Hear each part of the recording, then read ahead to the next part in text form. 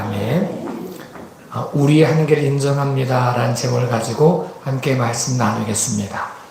네, 사도행전도 이제 얼마 남지 않았는데 오늘 그 28장에 있는 말씀 속에는 유라굴라 강풍에서 간신히 구원받은, 그래서 멜리레라고 하는 섬에 도착한 바울 일행에 대한 이야기가 나와 있습니다. 원주민들이 그들을 궁일이 여겨서 특별한 동정을 가지고 불을 피우고 그들을 영접해 주었습니다.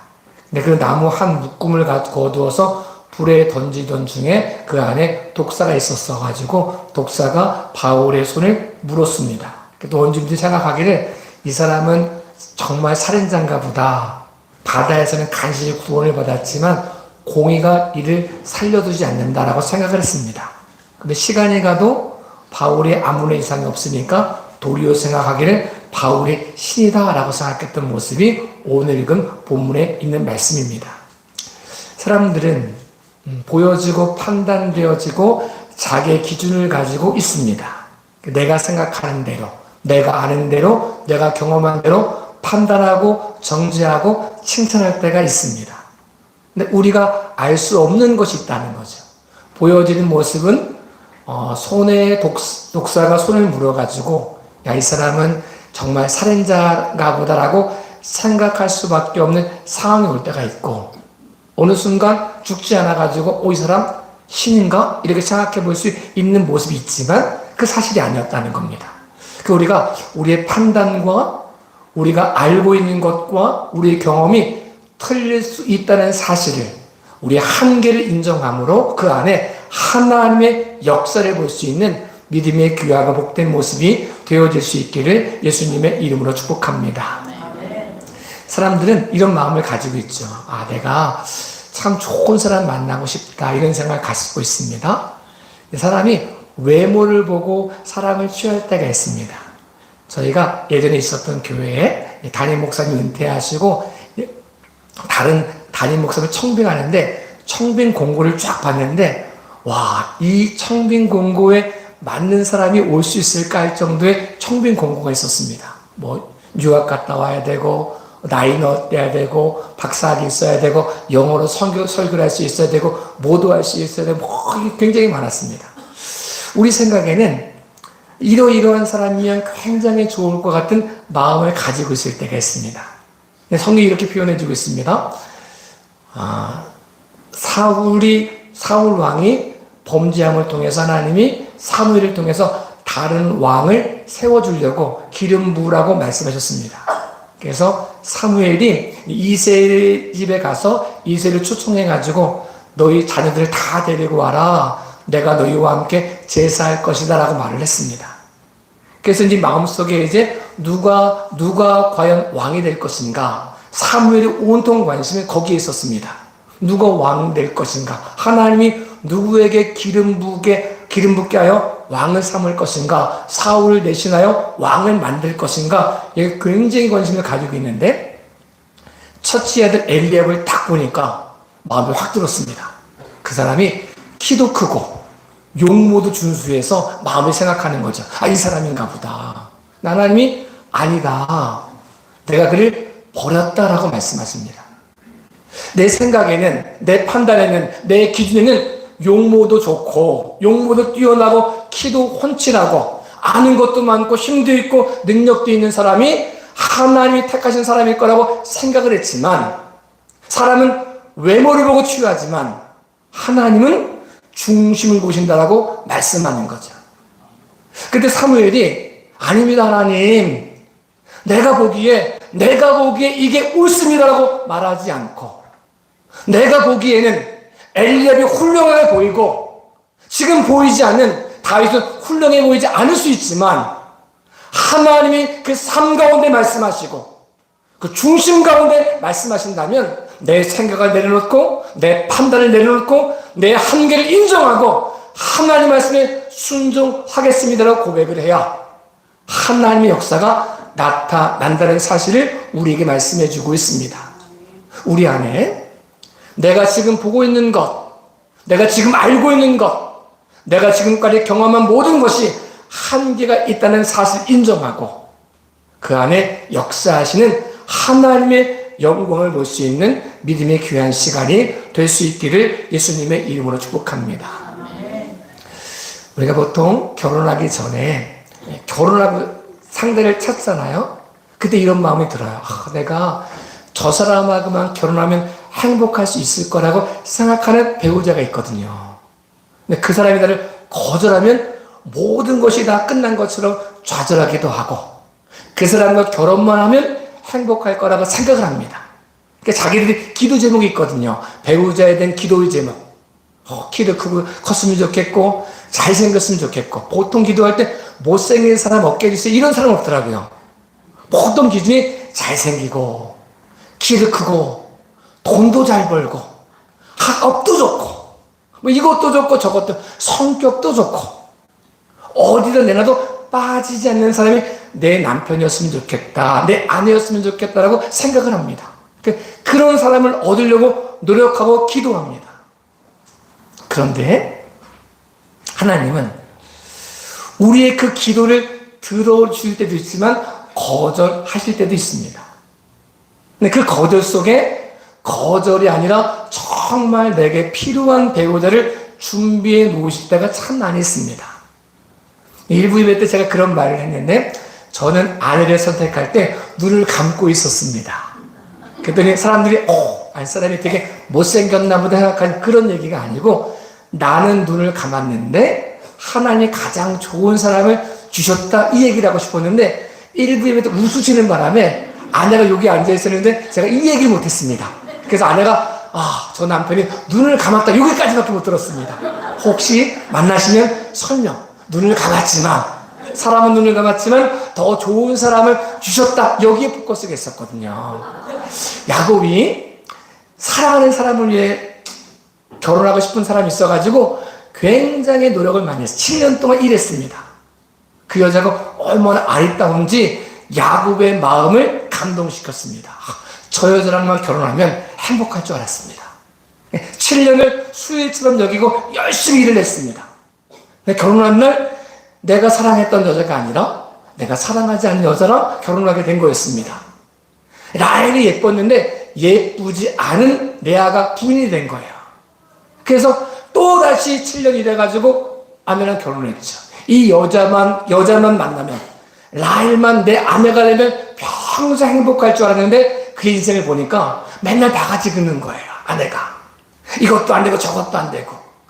굉장히 행복할 것 같았던 결혼 생활이 그렇게 순탄하지 않았던 것을 우리에게 보여주고 있습니다. 근데 이삭은 한 번도 만나보지 못한 여자는 결혼을 했습니다. 눈을 감고 있었죠. 내가 좋아하고 내가 사랑하고 내 기준에 맞는 사람이 아니었습니다. 그런데 결혼 생활해 보니까 이삭이도 행복했고 야곱이 그렇게 결혼 생활에서 행복하지 않았습니다.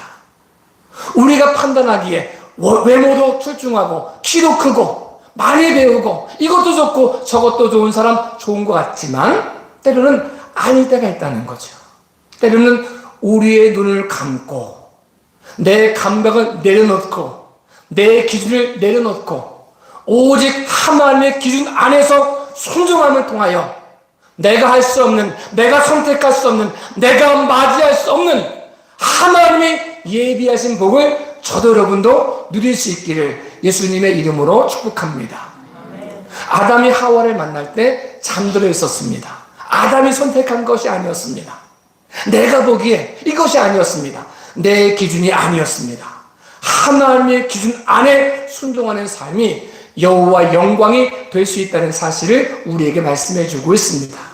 우리가 직장을 선택하든 아니면 학교를 선택하든 배우자를 선택하든 어떤 미래를 선택할 때 지금 보여지는 가치로 판단하지 않고 그 모든 것을 내려놓고 하나님의 계획이 어디에 있는가, 이 판단 기준을 가지고 순종함을 통하여 지나면 지날수록, 시간이 가면 갈수록 그 선택이 복이었다고 고백하는 믿음의 귀한 선택들이 되어질 수 있기를 예수님의 이름으로 축복합니다. 사람이 얼마나 이렇게 여러 가지를 판단하고 이야기하지만 우리가 알 수 없는 영역이 있다는 사실을 인정해야 됩니다.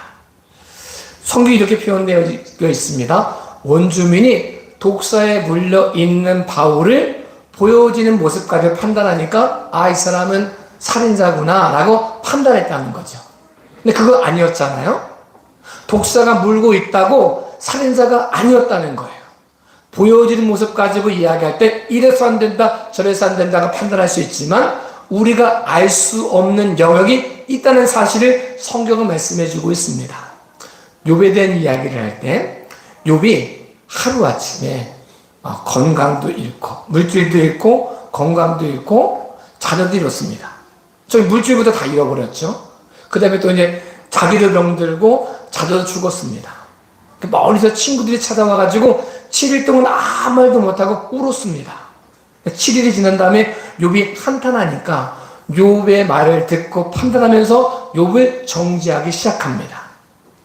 욥의 친구가 보았을 때 욥은 분명히 잘못한 사람이거든요. 하루아침에 이렇게 물질 잃어버릴 수가 없다. 뭔가 잘못해서 그런 거다. 네가 뭘 잘못했으니까 병든 거지.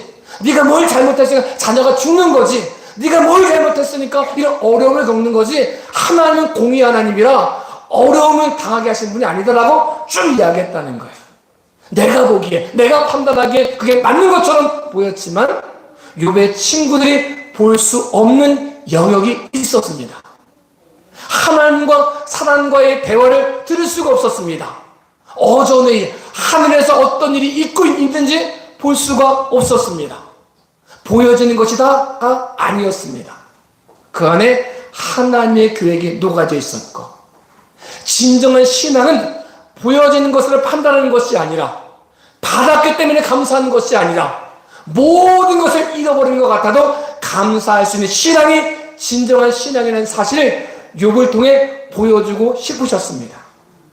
욥의 친구들이 볼 수 없었더니 내가 아는 판단을 가지고, 내가 아는 지식을 가지고, 내가 아는 생각을 가지고 판단하고 정지했던 것을 우리에게 보여주고 있습니다. 우리가 아는 것이 다가 아닙니다. 우리가 경험한 것 다가 아닙니다. 보여지는 것이 다가 아닙니다.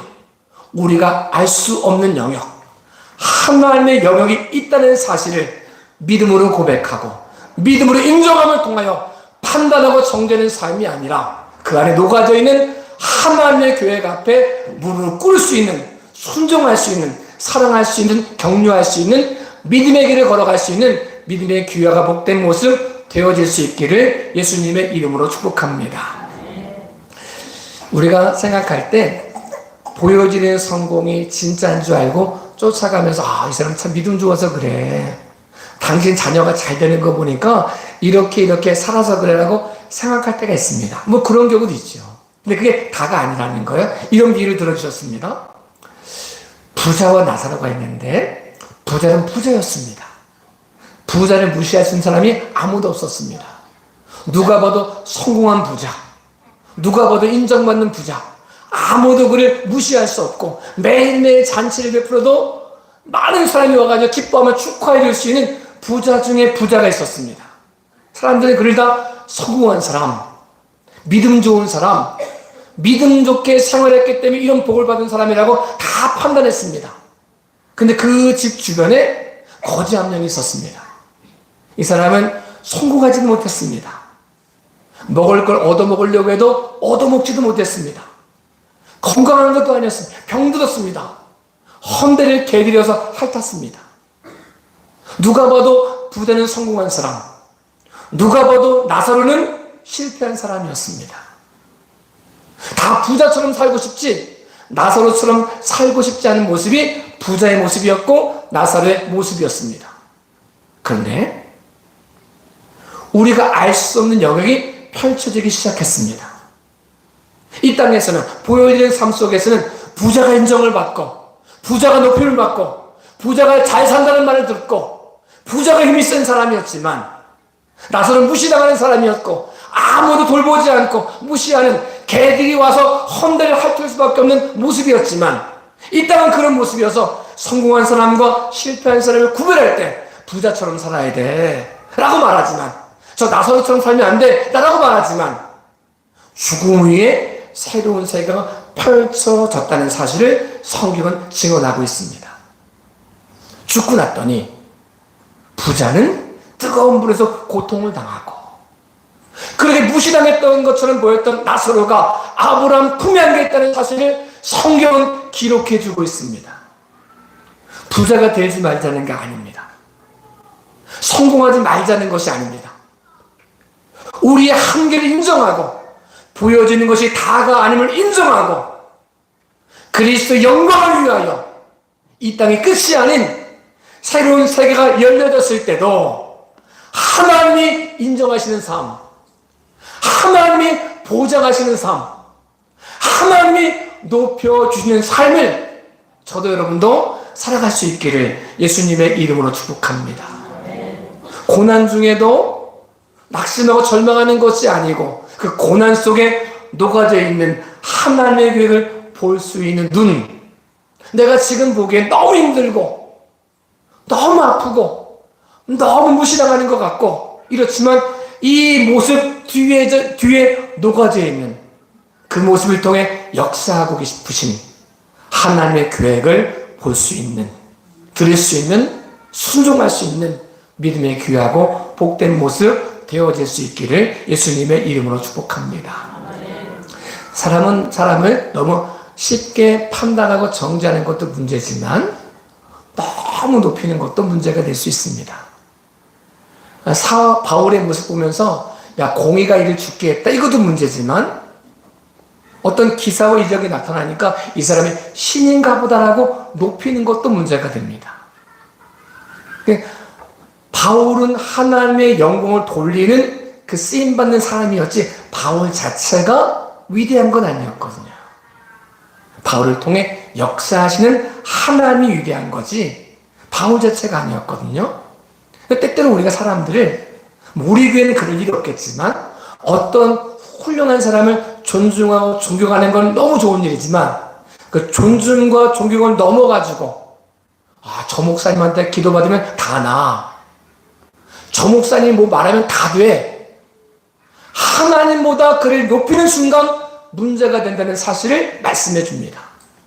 만약 하나님이 어떤 목사의 기도만 들으신다면 하나님이 아니십니다. 옳지 않은 것을 구해도 다 주시는 분이라면 그분은 하나님이 아닙니다.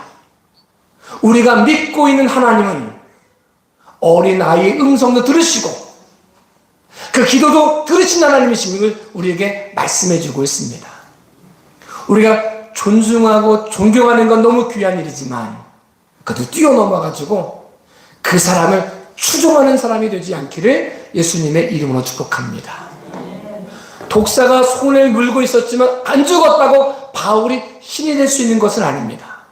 바울은 바울일 뿐입니다. 어떤 교회에는 목사의 말에 순종해라 이렇게 말하지만 목사의 말에 순종하는 게 아닙니다. 목사의 말에 순종하는 것이 아니고 하나님 말씀에 순종해야 됩니다. 보통 위인전기를 보면 좋은 점만 쓰여져 있거든요. 저도 아인슈타인의 전기를 읽으면서 굉장한 사람이 이렇게 알았거든요. 이번에 벌거벗은 세계사를 보면서 야, 이 사람 이런 사람이었어 실명한 부분이 있더라고요. 보통 전기문은 좋은 점만 씁니다. 그 사람을 존경하라고 추앙하라고 이야기합니다. 근데 성경은 그렇게 말씀하지 않습니다. 굉장했던 사람, 믿음의 사람 아브라함의 이야기를 쓰면서도 이삭 바친 얘기만 쓰지 않습니다. 믿음으로 본토 친척 아비를 떠난 이야기만 쓰지 않습니다. 이스마엘 낳은 이야기도 쓰고 있고 아내를 아내라고 말하지 못한 일도 쓰고 있습니다. 다윗의 얘기했을 때 골리앗 이긴 이야기만 쓰고 있지 않습니다. 가는 곳마다 승리하는 이야기만 쓰고 있지 않습니다. 믿음의 삶을 산 얘기도 쓰고 있지만 하나님 마음에 합한 왕 다윗이었지만 우리의 아내 바세바를 범한 이야기도 기록하고 있고 우리의 죽음의 자리로 몰아간 이야기도 기록하고 있고 그가 범죄한 이야기도 인구 조사를 하면서 교만한 이야기도 기록하고 있습니다. 그 이야기는 사람을 보는 것이 아니고 그 사람을 통해 역사하는 하나님을 보는 것이 믿음이다 라는 얘기를 보여주고 있습니다. 저희도 여러분에게도 혹 믿는 도끼에 발등 찍히지 않는 것이 좋겠지만 혹시라도 믿는 도끼에 발등을 찍히거든 내 그럴 줄 몰랐다 실망하는 모습이 아니라 내가 하나님보다 이 사람을 보고 있었구나. 믿는 도끼에 발등 찍힌 것이 은혜구나. 내 시선을 사람에게서 하나님께로 옮기는 믿음의 귀한 삶으로 연결될 수 있기를 예수님의 이름으로 축복합니다. 보여지는 게 다가 아니거든요. 우리의 삶 가운데 보이는 것보다 보이지 않는 영역이 더 크고 더 많다는 사실을 말씀해 줍니다. 내가 아무리 보았다라고 말해도 인정하는 거죠. 내가 보는 것이 다가 아닙니다. 내가 아는 것이 다가 아닙니다. 내가 경험한 것이 다가 아닙니다.